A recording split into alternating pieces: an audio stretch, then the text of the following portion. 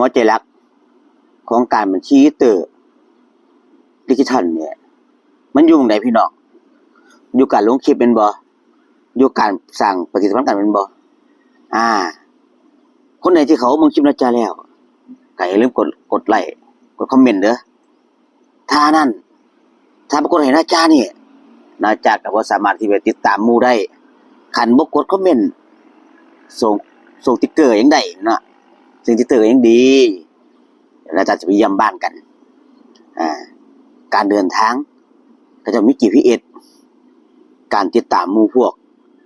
ก็ต้องมีคอมเมนต์และส่งติ๊กเกอร์มันจังค่อยสิไปถึกแม่นบ่พี่น้องเนาะหัวใจของเฮาเนี่ยการลงคลิปการสร้างคลิปแล้วก็ไปสร้างปฏิสัมพันธ์กันเพื่อปั้นให้ยอดวิวเพิ่มขึ้นเป็นว่านี่แหละสิ่งที่ AI ต้องการ